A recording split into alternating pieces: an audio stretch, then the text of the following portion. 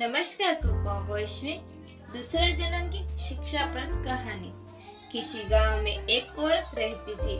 उसका नाम था जमुना। वह बहुत ही नेक इंसान औरत थी। कोई भी उसके घर में आता था, उसको कोई भी बिना खिलाए घर से जाने नहीं देती थी। मेहमानों का सत्कार इतने अच्छे ढंग से करती, उससे अगर खाने को ना भी मिले तो वह भूखे पेट ही सो जाती थी। मगर अपने घर से किसी को भी भूखे जाने नहीं दिया करती थी।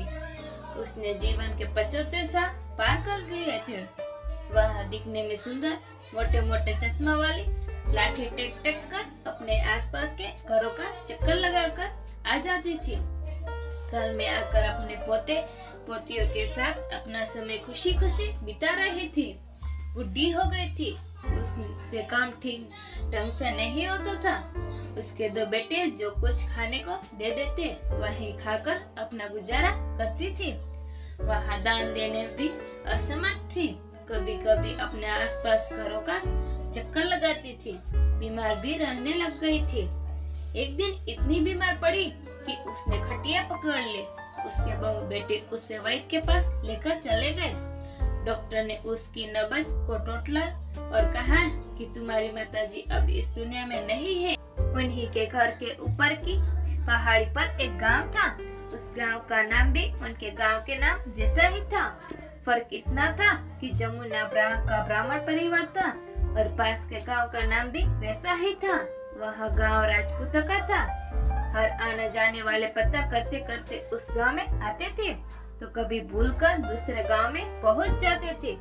जब ब्राह्मण परिवार का नाम लेते थे तब उस व्यक्ति को लोग सही स्थान पर पहुंचा देते थे। उनके मारने की खीर खबर सुनकर परिवार के सदस्य रोने लगे।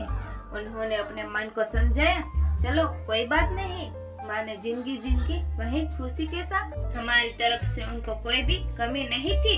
हम उनका अंतिम संस्कार का कार्य भी अच्छे ढंग से करेंगे। उसकी दो बेटियां थी। वह आपस में कहने लगी कि हम तो यहाँ आती जाती थी, हमारी माँ तो बिल्कुल ठीक थी, वह नहीं मर सकती।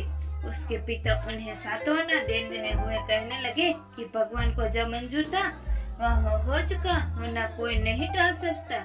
अपना तरफ से हमने उनकी देखभाल में कोई कमी नहीं की। उन्होंने परिवार में सबको सूचित कर दिया। सारे के सारे परिवार वाले अंतिम संस्कार पर पहुंच चुके थे। जमुना को अच्छे ढंग से वस्त्र पहनकर सजाया गया, मांग में टीका लगाया गया। वह इतनी खूबसूरत नजर आ रही थी। लड़की अपनी माँ को सीने लगाए रोए जा रही थी। घर में सन्नाटा था, खामोशी थी। घर के सभी सदस्यों के चेहरे उदास थे। बच्चों को तो वह बड़े अच्छे ढंग से रखा करती थी। उसका इतना रोब था कि सभी उसी की आज्ञा का पालन करते थे। उसकी आज्ञा का उल्लंघन कोई नहीं करता था। गांव वाली औरतों की तो वह जान थी। जब भी पानी भरने गांव की औरतें आती, जमुना के घर में उससे गप्पे लड़ाने बैठ जाती। सभी को अपना बनाने की आदत उसमें थी। गांव की औरतों को जब कोई मुश्किल आती तो जमुना से सलाह लेना नहीं भूलती थी। अंतिम संस्कार की घड़ी में न जाने कितने लोग आए थे। घर में कहीं भी जगह नहीं बची थी। सारा घर उदासी में डूबा था। जब अंतिम संस्कार के लिए जमुना को ले जाने लगे तो सभी लोगों की आंखें नम थी। जमुना को लाश को कंधे पर उठाने लगे तब परिवार के सदस्य जोर से रोने लगे। मृत्यु हो जाने पर जो शंख बजाया जाता है वह जब बजा रहे थे तब अचानक जमुना के उठाने की कोशिश की और मुंह से राम राम कहा। लोग उसका इतना रोब था कि सभी उसी की आज्ञा का पालन करते थे। उसकी आज्ञा का उल्लंघन कोई नहीं करता था। गांव वाली औरतों की तो वह इधर इधर देखने लगे। कुछ लोग कह लगे कि आवाज तो सैया से आ रही है। लोगों ने देखा कि फिर से राम राम की आवाज आ रही है। लोगों ने देखा वह औरत तो मर ही नहीं थी, वह तो जिंदा थी। लोग अचंभित होकर एक दूसरे को देख रहे थे। घर में उसे वापस पहुंचाया गए। घर आने पर लोग उसके सारे परिवार के सदस्य हैरान रह गए। लोगों ने उसे सैया से उठाकर बिस्तर पर रख दिया। वह तो बिल्कुल ठीक हो चुकी थी। लोगों ने उससे कहा कि माताजी, हम आपसे क्षमा मांगते हैं, हम आपको मरा समझकर आपका अंतिम संस्कार करने चले थे। हमसे न जाने इतनी बड़ी भूल कैसे हो गई। जमुना बोली, भाइयों तुम सब क्षमा क्यों मांगते हो? मैं तो सचमुच ही मर गई थी। मैं तुमको अपनी कहानी सुनाती हूँ। मर जाने के बाद रास्ते में वैतरणी नदी को पार करना पड़ता है। न जाने कितने बड़े बड़े पहाड़ पार करने पड़ते हैं। यहाँ सब देखकर रोंगटे खड़े हो गए। रास्ते में भटक गई थी, भूखी प्यासी थी तो भूख लग रही थी। तभी सामने से इतने सारे जानवर आकर मुझे खाने देने लगे। गाय को मैं रोटी खिलाया करती थी। गाय ने कहा, तुम मुझे रोटी खिलाती थी। पक्षियों ने मुझे सारा रास्ता बताया। मुझे आके दरिया को फिर हंसते हंसते मैंने पैर करा दिया। पार लेने जाते जाते 4 दिन हो चुके थे। यहाँ केवल एक पहर ही बीता होगा। जानवरों ने उससे कहा कि तुमने हमारी सहायता की थी, इसलिए हम तुम्हारी सहायता करने के लिए आ गए हैं। दूत उसे यमपुरी के राजा यमराज के पास लेकर गए थे। यमदूत ने अपने दूतों को फटकारते हुए कहा कि तुम इसको उठाकर ले आए हो।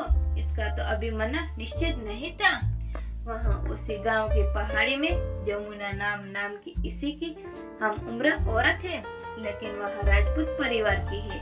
उसका नाम भी जमुना है। उसे लाना था। यह तो ब्राह्मण परिवार की है। गलती से जमुना समझकर दूसरी औरत को लेकर आ गए हो। दूतों ने यमराज से क्षमा याचना और कहा कि हम इस औरत को आदेश के साथ ही गांव में सही सलामत पहुंचा देंगे। अभी इसका मरने का समय नहीं आया है। अचानक जब यमुना की आंख खुली तो उसे शंखनाद सुनाई दिया। उसने सोचा यह मंदिर की घंटी का शब्द है। लोग उसकी बातें सुनकर स्तब्ध रह गए। लोगों ने सुना उसी गांव के राजपूत और उसी वक्त मर गए। तब कहीं जाकर जमुना पर विश्वास हुआ।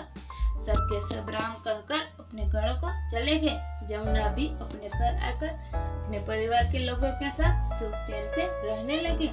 दूसरा जन्म की स्टोरी आपको कैसी लगी जरूर कमेंट करके हमें बताइए। वीडियो लाइक कीजिए, शेयर सब्सक्राइब कीजिए। धन्यवाद। आपका दिन शुभ रहे।